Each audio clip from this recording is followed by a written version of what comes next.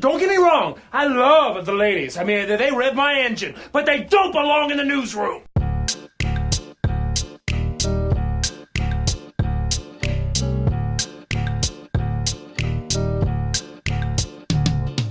It's a beautiful day in the neighborhood, fangirls and fanboys, and you're listening to episode 34 of Electric Fancave and ElectricFeast.com with Corrigan Vaughn and Kristen Latterell. We've got loads of pop culture for you today, so hold on to your butts. Things are getting exciting. Today on the show, we check out some movie trailers for American Sniper, Black Sea, and Taken 3. We take in a few TV moments, including Jimmy Fallon and will.i.am's Ew video, and The Rock's return to WWE's Monday Night Raw. We examine J.K. Rowling's cryptic riddle tweet. We tackle the news with J.Law's strongly worded response to the nude photo leak and Seventh Heavens, Stephen Collins' really terrible admission of child abuse, and we bring it back around to something a little less heavy by discussing Alaska's walrus invasion and a dude daring dash around the Bermuda Triangle in a bubble. It's an action-packed Tuesday afternoon, so let's do it to it. Whew. Wow. I know, right? There's a lot happening. Much. Yeah, it's been a busy pop culture week. It's been a busy week for me. I went to 2 concerts last week, Laddie.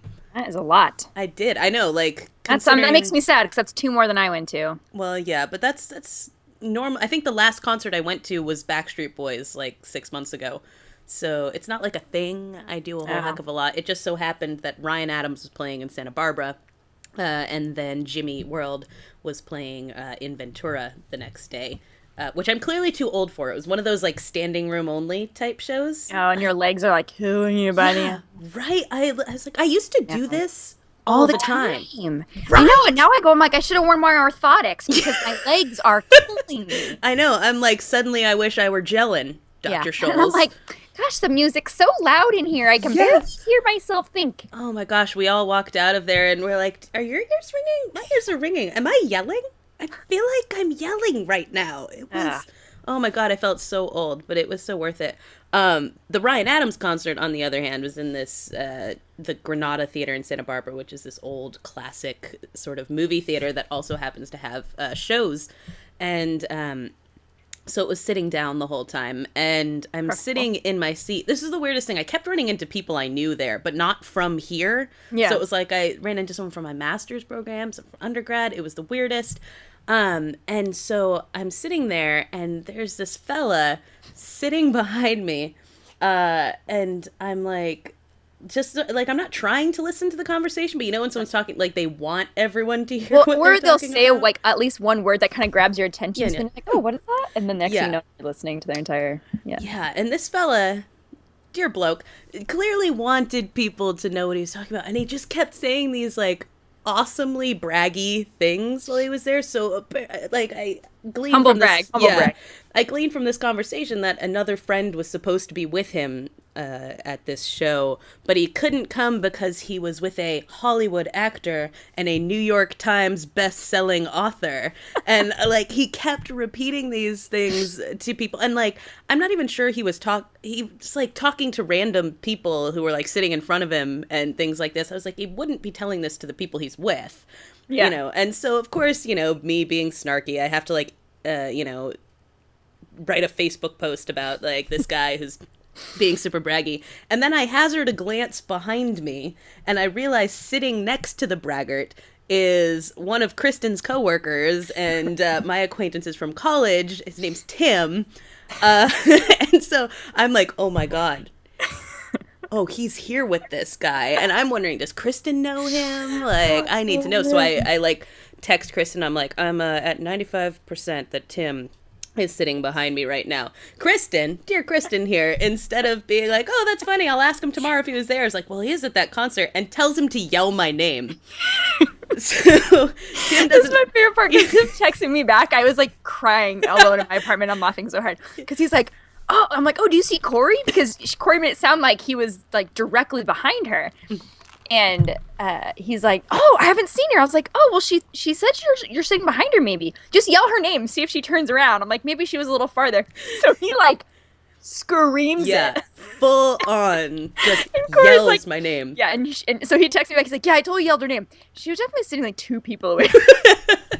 right? Like, it was like there was an empty seat next to him and I was in front of that empty seat. Yeah. It startled me. I'm like, I didn't know Kristen had texted him. I'm like sitting there just minding my own business. All of a sudden I just hear Corey scream. Like, I looked like rows back because I was like, certainly no one sitting directly behind me would yell my name that loudly. So funny. Yeah, and then his friend went on to then repeat all of the same things that he had just said to this other person. I already heard. I heard. As another friend of mine who was sitting like 8 seat downs that I happened to run into was also like, I too am hearing this conversation when I initially posted about it. It turned out to be Rob Bell and Oprah Winfrey, which is pretty cool. Rob Bell was like with that Oprah was Winfrey? that the Rob friend Bell was and Oprah with. Winfrey were supposed to be there. No. Let me rephrase this. That was a weird way of putting it. The friend was hanging out with a Hollywood actor and a New York Times bestselling author. That friend was hanging out with Rob Bell and Oprah Winfrey, and that's why he couldn't make it to the concert. Got it. Yes. But they brought Was it Peter Rollins? Yes, because, okay, that was what I was going to say. Is that why they had the flat cut out of him? Yeah, okay. I was like, is that a flat Stanley? And yeah, they're like, oh, it's a flat Pete. It's the guy who was supposed to be here with us. So I took a picture of their flat Pete. Yeah, actually, and then I saw the picture. Then Tim posted a picture of the friend, and I don't know him, but he has his own podcast that he does called Homebrewed Christianity, I think. And so I think it's like a theology podcast, kind of. Interesting. And they like drink beer or something and talk about Jesus. Okay, I think. I've actually haven't listened to it. I should probably listen to it because sometimes Tim will go on it or he'll do stuff. Yeah. We'll tentatively recommend that podcast, even though we haven't listened to it. Yeah, but I don't really know actually what it's about, but I think that's what it's about. Maybe I should ask. Now I'm a horrible coworker. He probably listens to this sometimes and thinks like, "Gosh." I know he asked me about the podcast. He was like, "Oh, how's it going?" Asked me at the program. Oh yeah, I know. Sometimes he'll listen to it. And I'm like, "Oh, it's so embarrassing." Kind of like I feel less weird about people I don't know listening. I'm like, yeah, strangers listen, but people I know, I'm like, oh, I don't want you to listen to it. Yeah, no, I kind of feel the same way, but that's okay. Okay. But we're glad all of you are listening, whether we know you or not. We are. It's true. So we're even just if a little you embarrassed. Please continue. Yeah, But so there's that. Yeah. Another quick thing before we jump in too is we have a book club aside from the Fancave Fiction Club, one that we do with our friends, and we just finished Gillian Flynn's Sharp Objects, which is bananas. Just you guys, I've been scarred for life by this book. It's really the only way to put. I mean, I loved it. It still gives right now. I just got the chills because I was thinking about a particular moment that gave me the heebies. Yeah, there's a lot of heebies in it. It's just so dark. Gosh, it's dark. Yeah, I mean, and the thing is, Gillian Flynn seems like a normal, well-adjusted woman, but she writes just the most awful characters. Things. Yeah, like terrible, awful, horrific things happening to people, and you're just like, where does this come from? Something happened to her. Yeah, and but Gone Girl came out this weekend. I'm assuming you haven't seen it yet, Letty. I haven't even read that book. Because well, after you don't need to Sharp read the Objects, I was gonna I'm like, oh, read Sharp Objects and I'll read Gone Girl because everyone's all about it. And after I read Sharp Objects, I'm like, it's not. Yeah, it's not as dark. But Gone Girl, you need to see.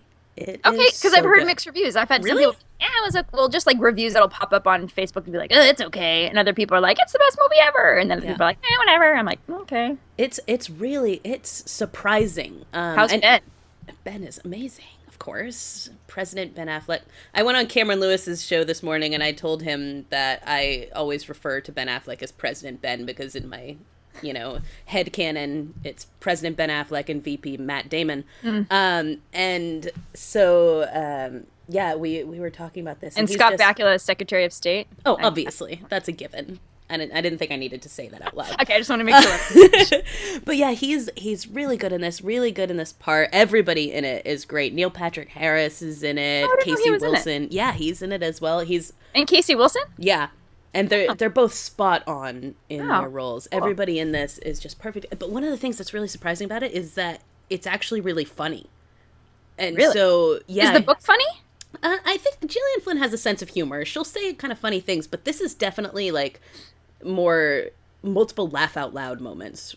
Wow. Yeah, which you really don't expect. I mean, if you think about, say, did you see Social Network? I did. Yeah. And I saw Girl with the Dragon Tattoo. Is that the same? Yeah, that's Fincher as well, right? And neither of the... Well, Social Network has a lot of humor. Yeah, you're right. Actually, both those do have a little bit of humor. Yeah, and so I would put it more, it's like the dark tone of Girl with the Dragon Tattoo with the humor of Social Network. Interesting. And it works so well. Wow. Yeah, okay. I would recommend it. I will see it again for sure, and I will own it when it comes out on DVD because I like that. Then. Yeah, so that's my recommendation of the week. Right. Let's talk about some other things though. Let's start with Jimmy Fallon and the I love Jimmy Fallon video. I love those I love those skits when he does them when they're like, it's because they're just so ridiculous. Yeah. you know? Did you also watch him with Carol Burnett last night?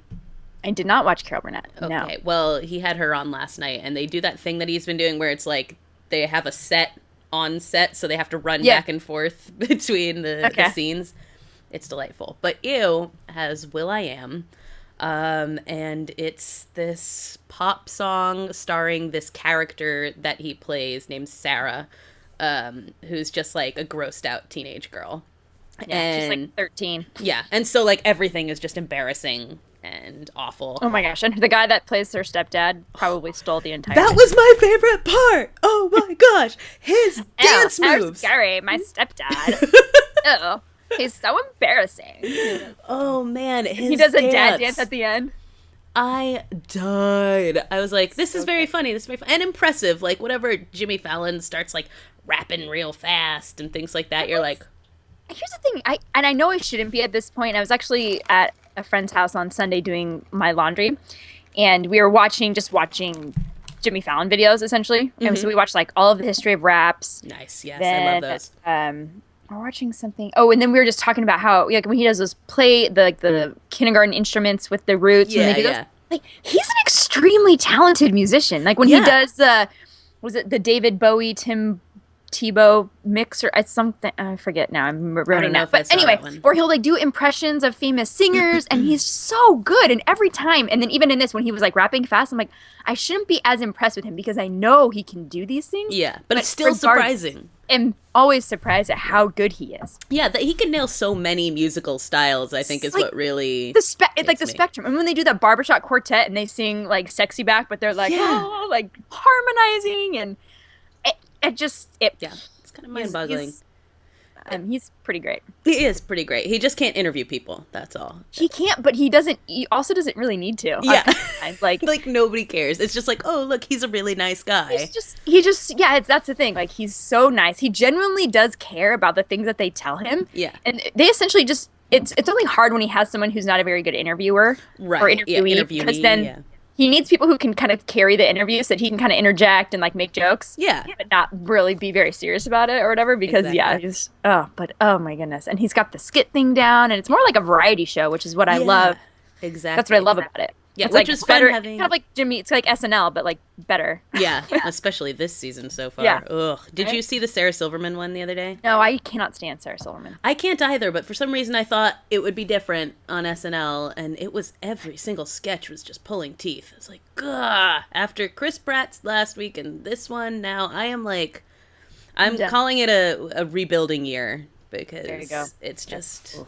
And they got in trouble. Well, they didn't get in trouble per se, but a big thing that's trending right now is that SNL, like, stole one of the sketches from the Groundlings comedy troupe.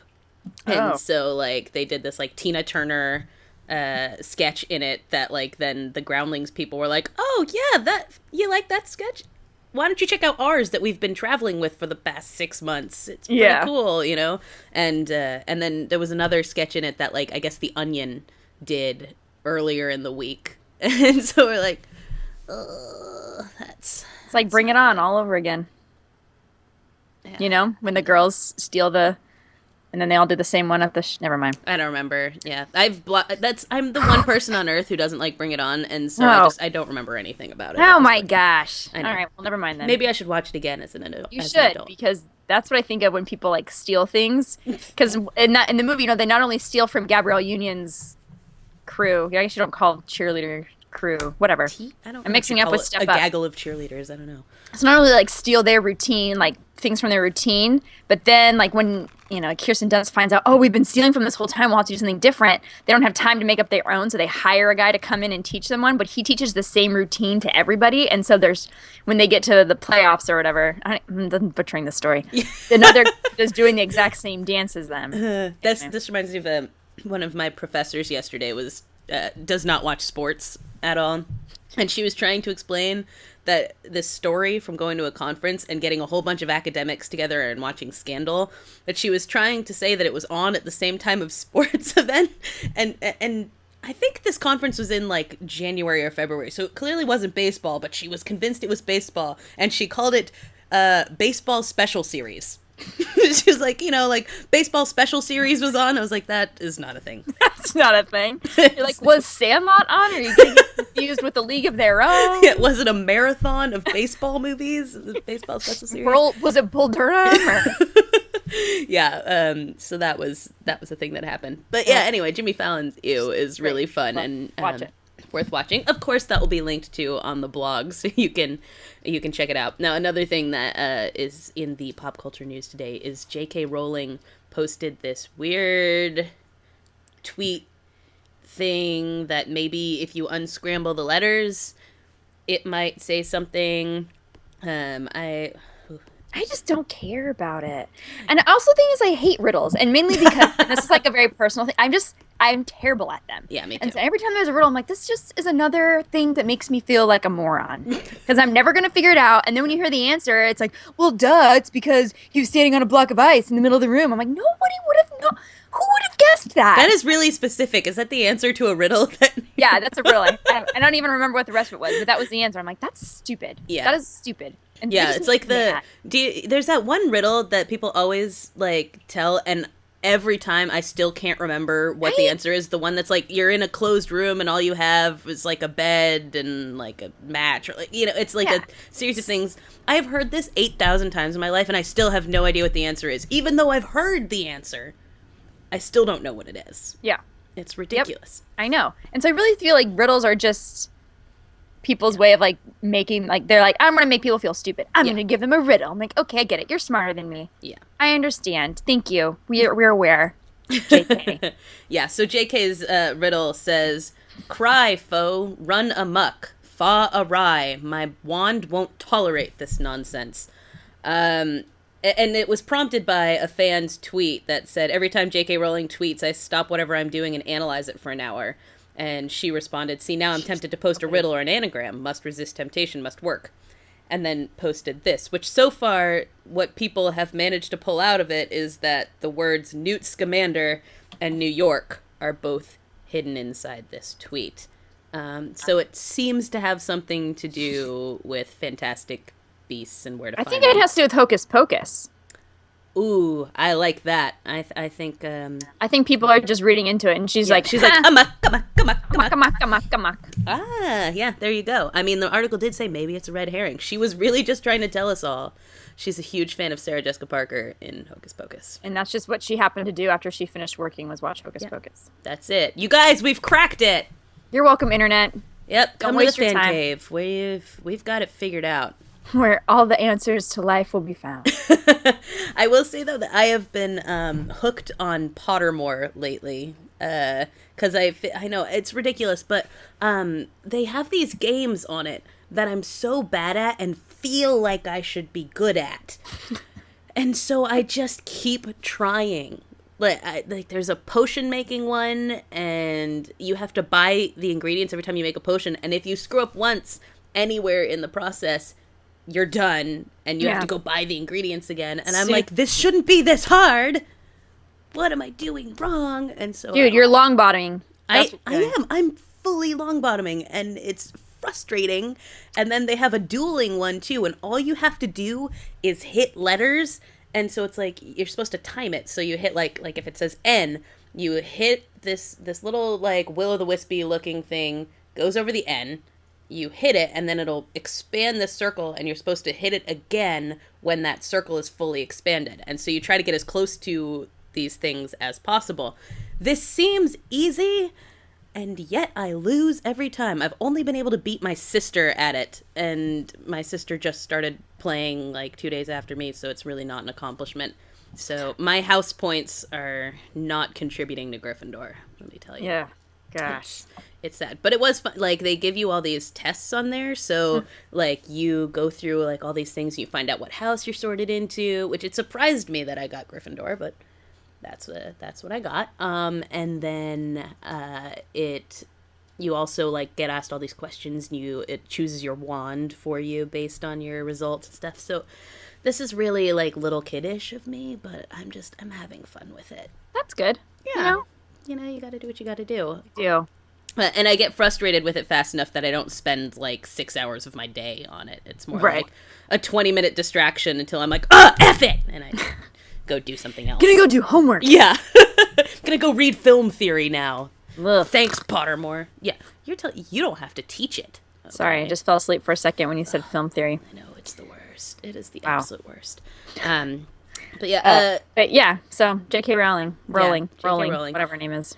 Now, also in the news, J.Law has finally responded to the nude photo leak action in Vanity Fair, and the full article comes out tomorrow. I'm so proud of her. Me too.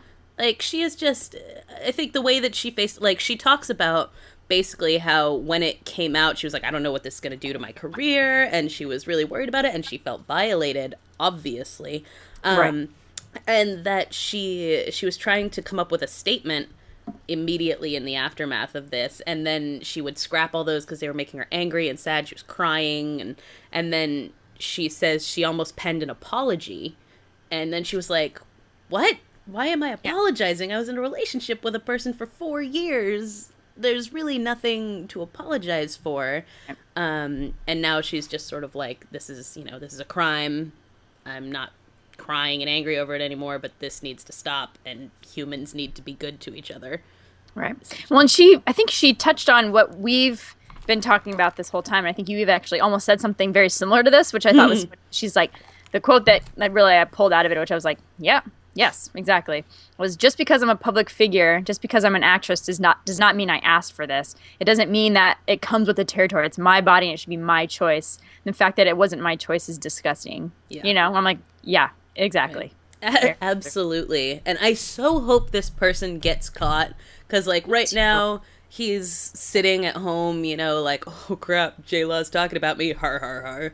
And someday she's gonna know his face. Mm-hmm. And he's gonna know that she and all these other people, you know, have him in their, like, you're an evil human being register, which is exactly how anyone wants to be famous, right? To be totally known for being a horrible human being. But I just love what she's, like, saying about tabloids and stuff like that. Like, you could be a force for good if you chose to. Yeah. You know, why not be good to people instead? Like, yeah. Which I thought was interesting. You know how Andrew Garfield and Emma Stone for a while tried to, like, hold those signs up to be like, if you're going to take my picture, at least, like, hey, here's something good you could be doing, you know? Totally. And so I thought of that when she mentioned it. I'm like, they could, like, if they really channeled it into something. Yeah. I don't know. It's like, I wonder, because obviously they do this stuff because they think it's what sells, right? Because there's an audience for it. That if they sell terrible pictures of celebrities jogging and their awful beach bodies or, like, things like that this is what we all want to see, and we keep consuming it. And sure, to an extent that's true, but I also think that people do want to see good in the world. And if that was what the conversation were, I don't know that we'd be uninterested in it. You know, why is Upworthy so popular? It's not because they're posting, you know, flabby bikini pics. It's because people want to see good in the world. Yeah. So show us some good from these celebrities, you know? Totally. Why not? Or just regular people. Yeah, or regular people. Whatever. While they're outside waiting for celebrities, they must see a ton of stuff. Right. They must talk to a ton of people. Absolutely. I just feel like they must have stories of normal, everyday people. Kind of lives. Like, have you seen the Facebook Humans of New York? Yes, I love Humans of New York. Humans of New York is great, and it's just like, here's a dude who walks around talking to people, and like, and just asks them stories about their life. Yeah, and gets all these amazing answers, and some are sad, some are happy, and touching. Some of them, they're just normal. Yeah. Or some of them aren't. Like, some of them are, like, they're a little different, but some of them are just very like. There's this one I think that's been my favorite so far. It's these 4 women. It's somewhere in the Middle East, and they're just and they're older. They're probably in their 60s or 70s, and they're sitting on this wall, and one of the women he was talking to, and she's like, "Yeah, we were just sitting here to share her sadness." Like this beautiful like image of just this community of these women. It's like you don't know the backstory. I'm like, you don't even really need to know other than the fact that look, this is like they're so decent friends, and she's upset about something, and they're just sitting with her just so that she's not sitting by herself. You know, it's like we could all use a little bit more of that, I think. Yeah, I agree with that wholeheartedly. When I see all these kinds of things and listening to J.Law say this, I feel like I'm like, yeah, why not? Why not highlight this? Why not change the conversation? I think people will still tune in. They'll still read and things like that. Because at the end of the day, I mean, we're kind of tired of everything being terrible. Sure. Which then, of course, brings us to Stephen Collins. Oh, gosh. Seventh Heaven. This is the worst. Today... go ahead. No, you... I'll explain the story. Today, it came out that Stephen Collins, the dad from Seventh Heaven, and also from Star Trek The Motion Picture, he had admitted in therapy sessions with his wife that he had basically molested several young girls, like between the ages of like 10 and 13. And so she recorded these sessions, and the tapes have come out. And it's so disturbing to, I mean, for one thing, this is a guy who worked with teen girls on a television show for years, and I'm sure this was never something he did with them because that's too risky. But it's so disappointing to find this about someone, you know, that I think he's sort of a father figure for a generation. You know, playing this pastor. Oh gosh, it's just, it makes me so sick. Just sad. I just was like, my heart was like, just kind of like sunk. Especially, I mean, last week we were gushing about how exciting it was, their with like the whole picture, reunion. Yeah, and then you have this, and I'm like, oh gosh. And this is why, I mean, we want to see good things in the world. Yeah. Well, and I'd actually read the same article, and I was going to send it to you, but then I realized I didn't really want to talk about it, but then you gave it to me. I gave it to you. I was like, suck it. You're going to do it. We're talking about it anyway. But I had clicked on the article to read it, and it's very graphic. Yeah. It is. And so I was like, oh, I don't want to read this. You know, because it tells what he did. What he said. Yeah, and what he said. It puts like a quote, like almost transcript portion of it on this article I was reading. I'm like, I don't need to know that. Yeah, I don't. I don't need to know it. And then like my whole thought was, I was like, is this going to get thrown out too because it was recorded? Like, is this going to be like up? Is this going to be? Can you hold this up in court? I don't know. I feel like if it's secretly recorded during therapy, I was like, oh gosh, I hope this all doesn't happen. And then he just like gets pushed under the rug because it gets, you know. Which is what I wonder if this was why she leaked it, you know, if it was basically like this was inadmissible or something of that nature. And she was like, you know what, people need to know because they're not going to prosecute him. So this is how I'm getting it out. But the whole thing, like people's responses to it have been largely villainizing her for taping a therapy session. And I understand that therapy sessions are supposed to be private. I'm a big advocate of therapy. I'm, you know, all for the privacy of that and whatnot. But it's legal.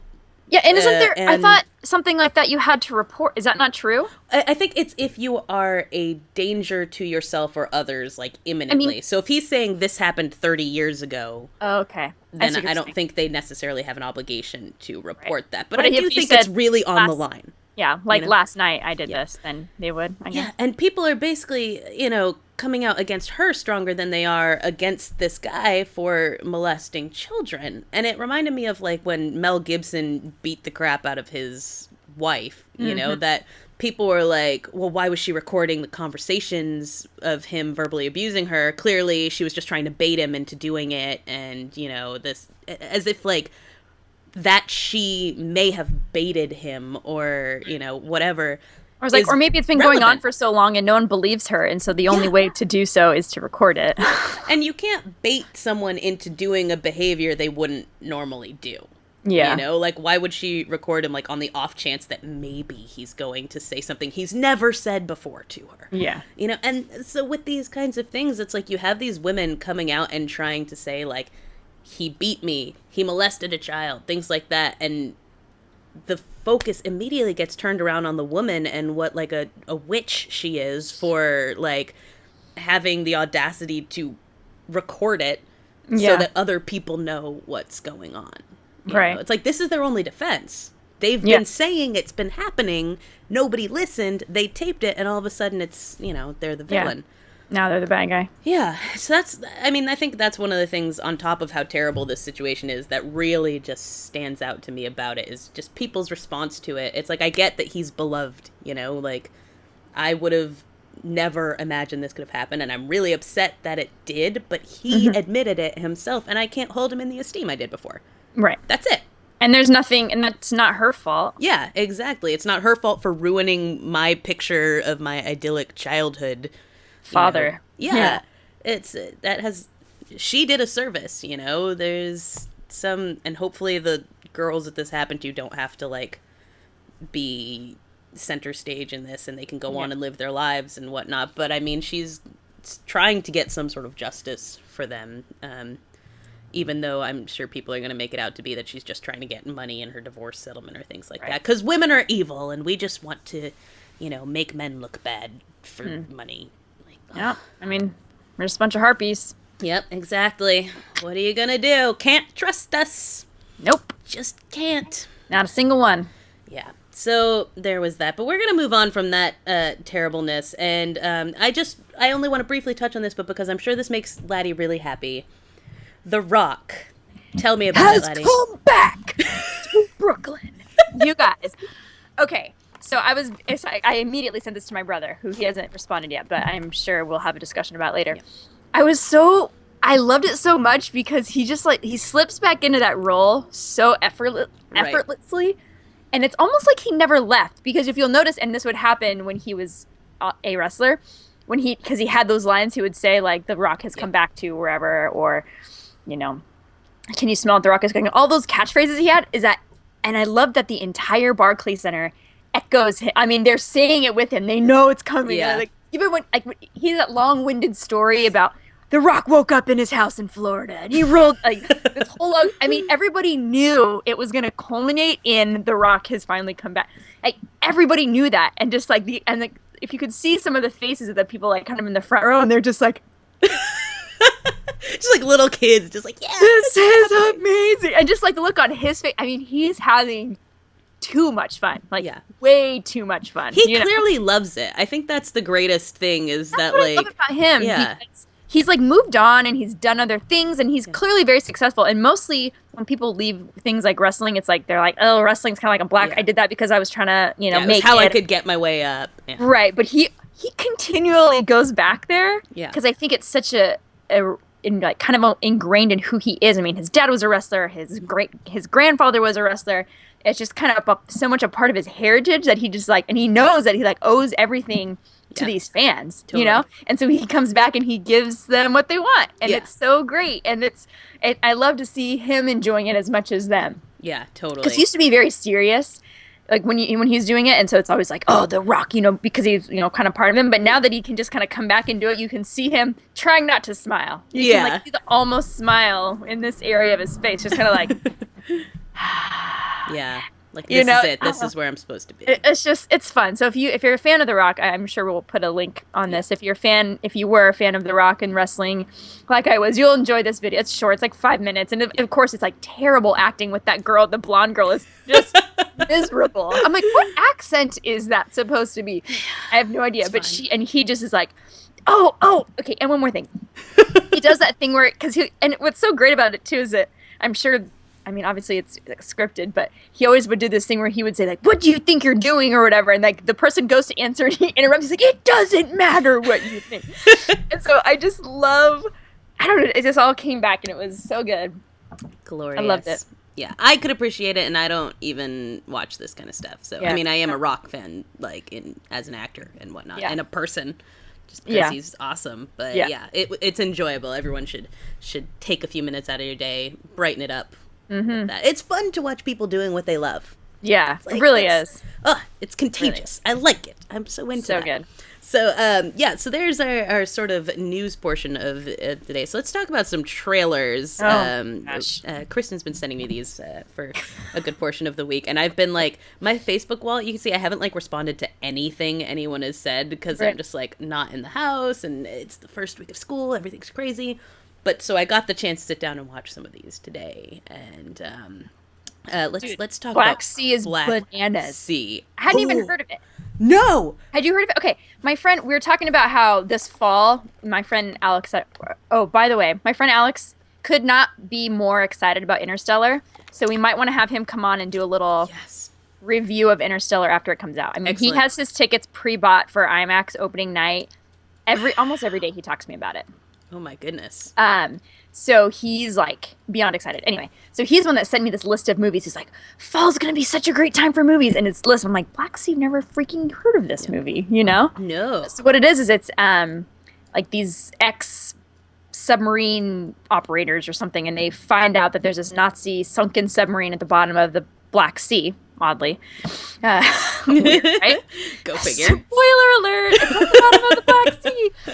And it's filled with gold. And so their plan is to go steal it, essentially. Although I'm not really sure who they think it belongs to, but it's all these, it's like 12 angry men in this like iron box under the ocean, and you're like, and there's that one kid who is gonna die. Oh yeah, he's like got the pregnant fiance. I'm like, well, he's gonna die. Yeah, he's out. That's it. Jude Law's character is gonna have to take care of his, this poor girl or whatever. But yeah. Oh, it just looks and let me very just stressful. Say, I have to point this out. Scoot McNairy is in this. Do you know who Scoot McNairy is? I IMDb'd him. Okay. I am love obsessed him mainly with because Scoot. His name is Scoot. I know, his name's Scoot, for one. Scoot McNairy. This guy is in everything, and he is amazing, and I feel like he just does not get enough credit. He's in this, he's in Argo, he's in Frank, he's constantly showing up, and he's a little bit like... He's a bit of a chameleon. You don't super recognize him every time you see him. So you're kind of, there's a moment where you're like, is that guy? Is that guy from Argo? Or, whatever you recognize him from. In Frank, he plays this great depressed character that is just one of the most memorable parts of that film. And he plays he has a very small but really great role in Gone Girl. And I was so excited to see him in this trailer because at this point he's going to be another one of my minor actor obsessions. Right. Like, you should do a That Guy article about him. I should do a That Guy article on him because he's just, he's so good in everything, so solid. He sells every role he's in. And so he is in Black Sea, which just looks terrifying and awesome and like... Talk about a Xanax. You're going to need to take one for that movie, I'm pretty sure. Big time. That one I will have no nails. That one and American Sniper. American anyway, Sniper. I don't know if we're done talking about Black Sea. We can go on. I mean, that's fine. Let's talk about all of them because we can. So Corey and I have been kind of having this running joke with Bradley Cooper that I've been calling him No Neck No Neck Cooper because since he's been starting this role, all of the photos when you see him just out doing stuff or dressed up for something. He's so bulky that he has no neck whatsoever. It's just solid face all the way down. Just head forever. And then he's got the beard, which doesn't help the situation. So they released the kind of teaser-ish trailer for the movie he has been bulking up for, American Sniper. And it's based on a true story, based on this actual man who was the deadliest sniper in American history. And so it's the clip... The trailer is actually really well done, I feel like. It's very interesting how they did it. Because at first I'm like, is this a clip or a trailer? I wasn't really sure. And so it kind of shows him, on assignment. He's got his gun and he's trained on people. And it's this whole thing of... But then it'll, snip itself, back to him, meeting... He's, having... I don't know if he's having the flashbacks or if it's just flashing back to, other parts in his life. Him meeting his wife, them having a baby, all the blah, blah, blah, this stuff. And then at the end, it's does he take the shot? He does not take the shot. It's a woman and a child, and they look like they're holding some kind of RPG or weapon, but he's the only one that can see it, and so they're like, well, you have to decide whether or not no one else has a visual, and you're like, and his partner's up there, he's like, dude, they're gonna fry you if you're wrong, and then you just kind of like, does like one of those. And then stop. You're like, oh my god. This is just so rare right now because I feel like all the trailers that come out tell you the entire movie. This is a thing these days, is that you watch a movie trailer and it's like, here's basically every plot point for the entire thing. Right. And like, oh, why do I need to see it if I already know like everything that's going to happen in it? Yeah. And this, even just this one scene is so ambiguous, and it's telling you in and of itself, tells you everything about being this sniper. Right. Has orders and things like that, but also has to make these like spur of the moment decisions that have huge consequences. Yeah. And I love that you don't know in this clip whether he takes the shot or not, as he's got this little kid in his sights carrying this weapon. You're like, or maybe not, or maybe not. Yeah, like we have no clue, and and it's so good too. And I feel like even the synopsis of the movie is like, based on the true story of so and so, the most deadliest American sniper. Okay, that tells me nothing about this movie still. No, it doesn't. Which I feel only adds to what we even know about snipers in general. Like, they're a really mysterious breed of the military. Mm-hmm.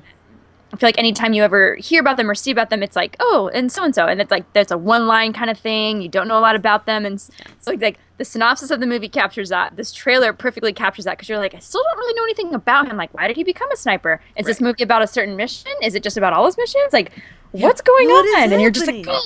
Yeah. So I hope it continues on that kind of just mysterious guessing game. So you're like, because now I like really want to see it. Right. Before I was kind of like, well, it's bulky Bradley Cooper. I guess I can do it. Why not? Yeah. But now I'm like, oh my gosh, this looks crazy and like a wild ride. So I can get behind that. Mm-hmm. And he doesn't sound like Bradley Cooper. No, he doesn't, which is weird. It's like he doesn't look like Bradley Cooper. It's like someone ate Bradley Cooper. Exactly. Some like Southern guy ate Some Southern gentleman ate Bradley Cooper and became a sniper for this movie. Pretty much. What's happening? Yes, that looks pretty The camera adds 10 pounds. How many cameras were on you, Monica? Precisely. So, but then on other crazy things, then there's the Taken 3 trailer. Oh. I think a really great twist would have been is if Liam Neeson had been taken in this movie. That would have been awesome. That's what I thought it was going to be about. Maggie Grace and Famke Janssen have to get him back. Remember the first, I actually never saw the second one, but remember the first one, he had that like group of friends that kind of pulled him into the security, those guys. So it's like, Liam Neeson should get taken, and so the whole time he's like trying to get away, and then those guys come in and they're like, we also have specific setup skills. Seriously. But this one is like, literally, it's Taken plus Nonstop, because he's like framed for his wife's murder in this one. And that was like the only way they could up it, was by actually killing one of his family members. Like, it's been twice they have been stolen. Yeah. They really, someone has to die. And these are the same bad guys, right? I don't know. I think it is. What it said? You can make it sound like, oh, I have to finish this. And the tattoos looked very like the ones that they've been having in all the movies. But yeah. I just feel like if I were those bad guys, I'd give up. Like, you'd be like, we have lost like 3 dozen dudes. The first movie, you lost almost your entire crew. Yeah, there's no, like, at this point, it's like, maybe this guy got one over on us. Yeah, I guess we're gonna let this one go. Yeah, or one dude. Kill him. Don't kill his wife. Right, yeah. Because he's gonna come after you. Yeah. Like, what do you think is going to happen here? You think he's just gonna let this stand? He's Liam Neeson, you guys. Yeah. So this is, I don't know if I can abide Taken 3. Yeah. I was skeptical. I'll probably rent. It's a renter, I think. I think I'll see it. This is true. If it's on when it's on FX in 5 years, every Saturday, I'll watch it. Yeah, I guess that's valid. I would probably do it that way, but I'm not going to go to the theater and go watch this. Or maybe I'll catch at the Dollar. That'd be a dollar theater movie for me. I could do that at the Dollar Theater. It just looks, it's so silly that really. They couldn't have, like, taken someone else and he was going to avenge someone else's family or something. Like, Like one of the guys' friends. Or one of his friends. Yeah. It could have been their families or... It's just so... Yeah. Or the President of the United States. Like, up the stakes. There we go. Yeah, really high stakes. It's blue sky mode this right now. What's the most ridiculous person they could have taken? Yeah, totally. That would have worked. So... I don't know about that. It's... whatever. Not as exciting as Black Sea or or American Sniper. So. Yeah, or okay. As a side note, I also ended up watching this other trailer called Predestination. Did you see that one? Oh no, I thought we were going to talk about the Miss. Well, yeah, we will talk about Miss Meadows in a second, but this is like a side note because I did not send it to you. Okay. There's I think it's called Predestination. It has Ethan Hawke, based on a Robert Heinlein story, and it's like this crazy sci-fi bananas time travel. Oh man, time travel always makes my brain hurt. I mean, it does, but I don't try to figure it out. Like I'm just like, listen, I'm gonna suspend all disbelief and allow for time travel to be a thing. If I try to think it through, just do that. I'm gonna be. I had a really hard time with that Bruce Looper. Yeah, the Looper is hard because it feels like you need to understand it. That one I will give you was I was like, my brain. Yeah. Anyway, sorry. But generally I'm okay with it. But this looks so cool. Like, and I love Ethan Hawke. I think he's great. What's not to love? I know, there's nothing not to love about Ethan He played an exceptional, great guest spot on Alias once, and I've never forgotten. There you go. He was delightful. Yeah, see? So I have the utmost faith in him, and this just... It looks really cool, so I would recommend checking out that trailer. I'm sorry I didn't send it to you, but I was like, I've sent you so many trailers and things today, I don't want to go crazy. But I did then have to add Miss Meadows. Dude. Because it has my man James Badgedale. It does. And I wouldn't say I'm a huge Katie Holmes fan. Mm-hmm. And I wouldn't call I'm trying to even think of a all. movie that I actually... I liked Disturbing Behavior, but not really because of Katie Holmes. I didn't see that. Well, anyway, so I'm not a big Katie Holmes person in general, but holy crap, she's like super creepy in this. She is really creepy. So basically she plays like this, like, she's like a school teacher, is that what she is in it? And she's but she dresses like she's from like the 50s. Yeah, she's like super Leave It to Beaver-ish, and she says things like toodaloo and stuff like that. And then she ends up being like this super vicious vigilante who is just like murdering people who commit crimes. But like crazy, she's walking down the street and you're like, oh, and it's like, and you kind of think it's this like, at first I thought it was some kind of parody that I was missing. I'm like, I don't think I'm getting the joke on this, because it's like she has her own sense of style and she's wearing these weird shoes and she's like being adorable, and then all of a sudden there's a guy that's like, oh, it's a nice day. She's like, oh, it is a nice day, isn't it? Like all adorable, and he's like, get in the car, and she goes, are you threatening me? And he's like, yeah, and then she whips out a gun and is like, boom, boom, boom, and then walks away, and you're like, oh, what? What's happening? And the funny thing is, I've looked at the Instagram for this movie and stuff like that forever, and I just thought this was like some sort of charming rom-com starring James Badgedale and Katie Holmes. Which would have preferred, I think. I don't know, like, I was just like, this is like going to be a straight to DVD, like, lame, whatever. And then I watched this and I was like, they kept this under wraps very well. They did a very good job. I was very surprised by where this went. And James Badgedale looks pretty cute. His hair is doing something, little like side part and all that. I love when he lets it be gray. Oh, I'm super.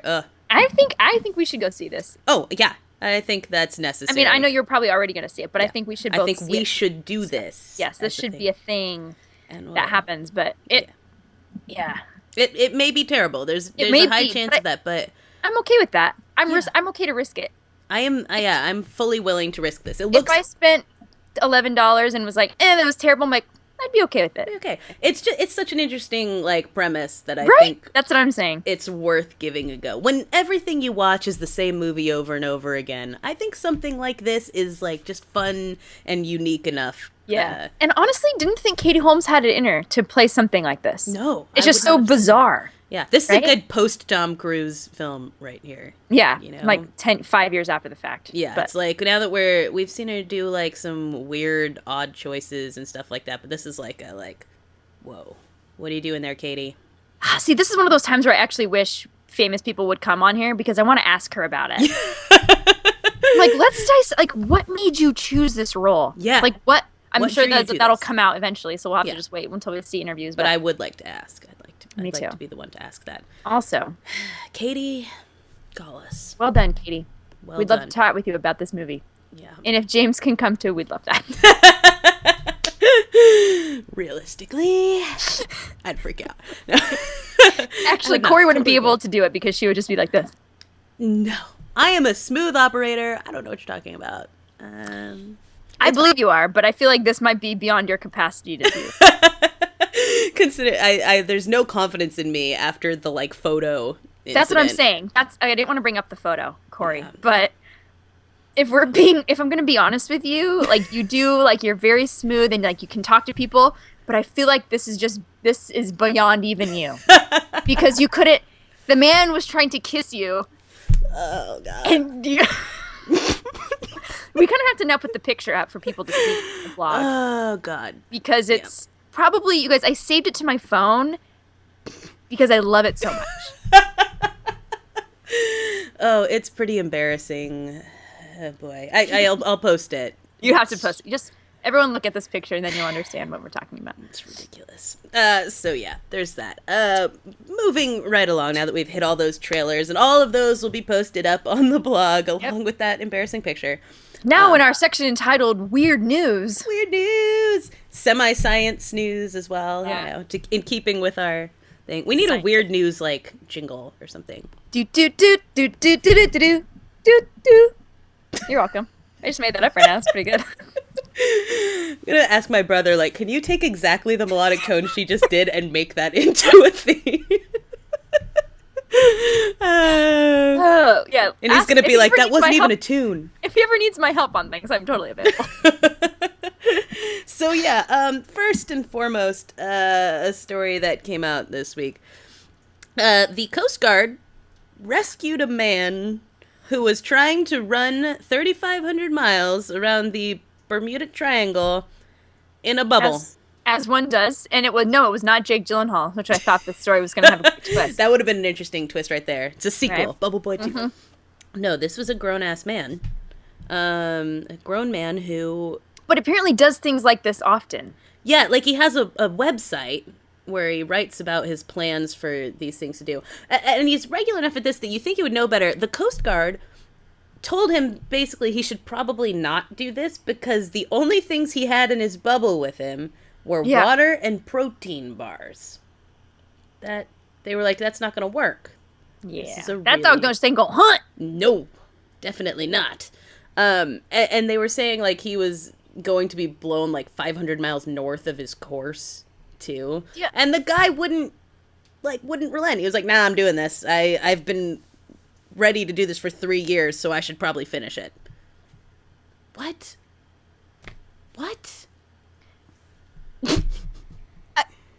Yeah. To me, it was almost more baffling of like, why the bubble? Right. Like, it's not like, what's that girl, Diana Nyad? Is that the swimming woman?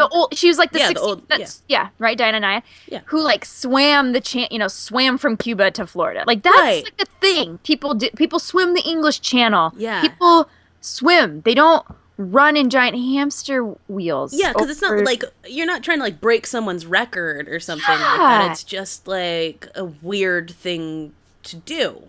Yeah.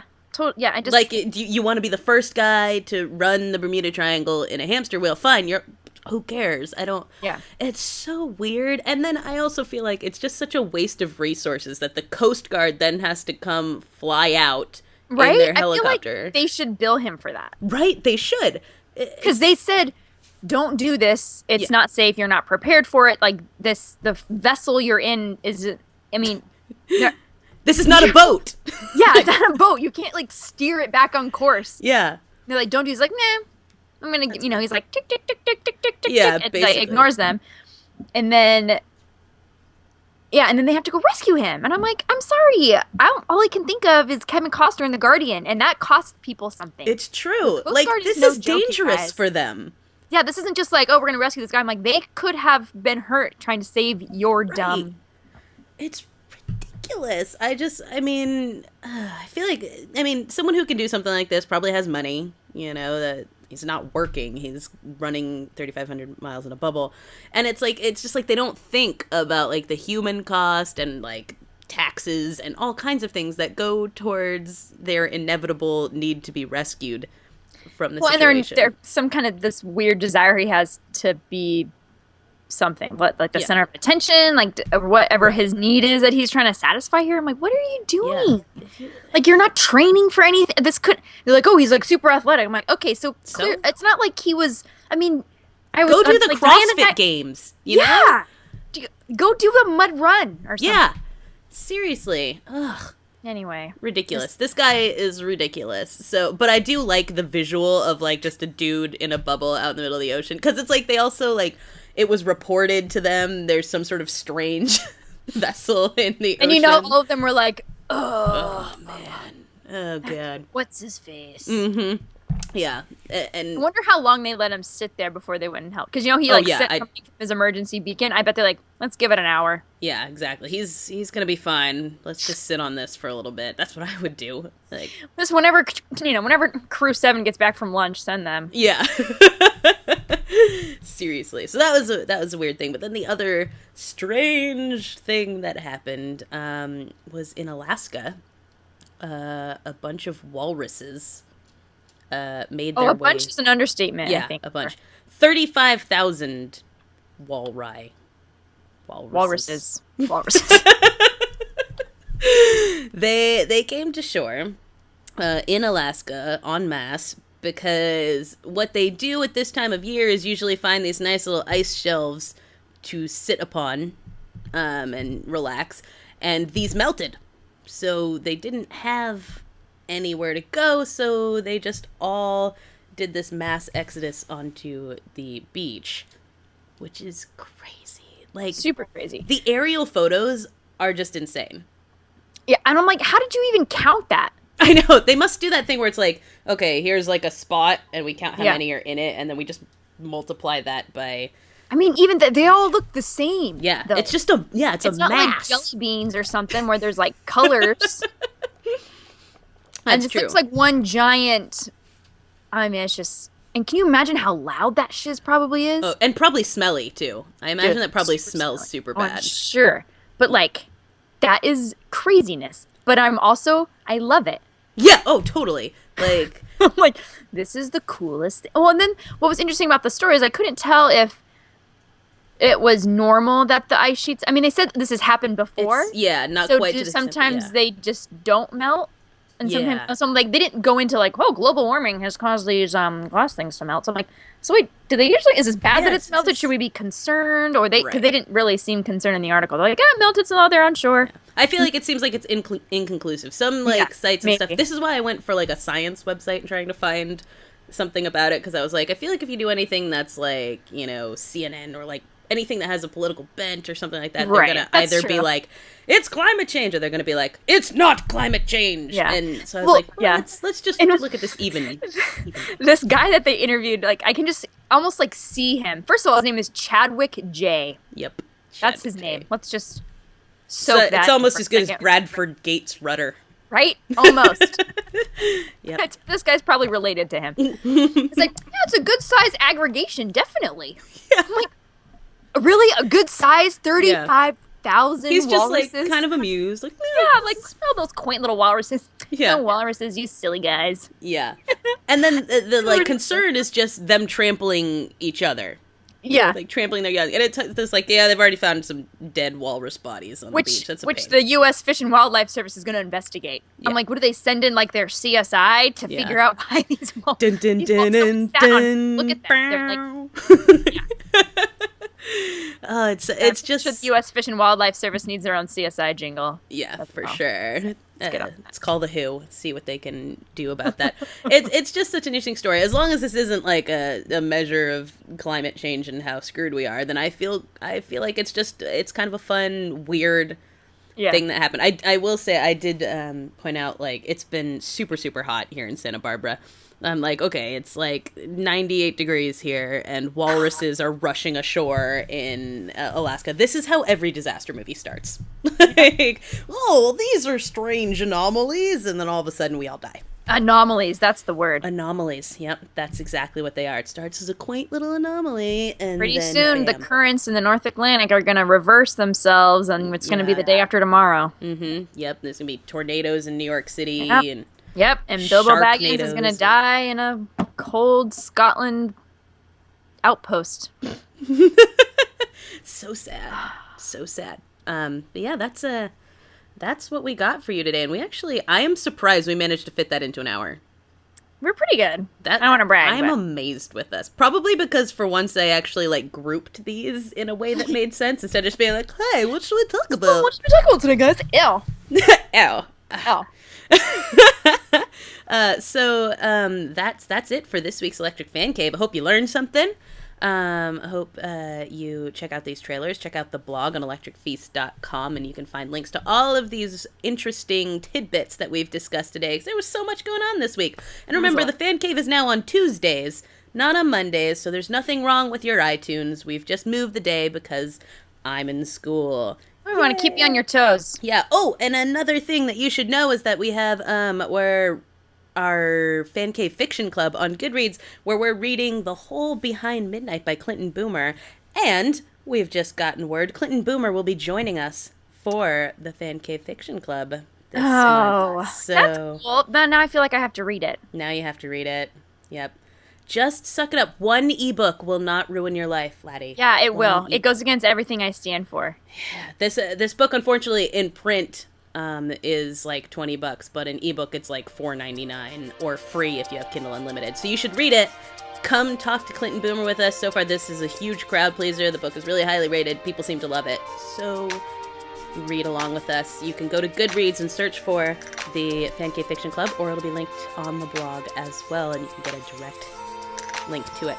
So make sure that you subscribe to us on iTunes, Stitcher, YouTube, Tumblr, everywhere else that you can find us. And if you like us, please do rate and review us on iTunes, because it helps other people find us, which is always great. And tell your friends, share the podcast, put it on your Facebook, put it on your Twitter, your Tumblr, or whatever, and we will be super grateful for that, because we want to talk to you and all your friends. You can chat about it around the water cooler. So, did I miss anything? I don't think so. I think that's it. I think that's it. All right. Cool. Well then, for this week in the Fan Cave, I'm Corrigan Vaughn. And I'm Kristen Latterell. Peace out. Adios, amigos. No. I think what it is, I really want a catchphrase, but I haven't found one that works. So maybe this is So you're like just testing them out? I'm just testing them out. All right, I'm gonna do this. Nah. Nope. No, I'm gonna do. No, I don't like that either. No, Maybe I'll just wave. I'm just gonna not do anything. Okay. For now. We'll figure it out. We'll work on this. Struggle is real, Corey. Later. Bye.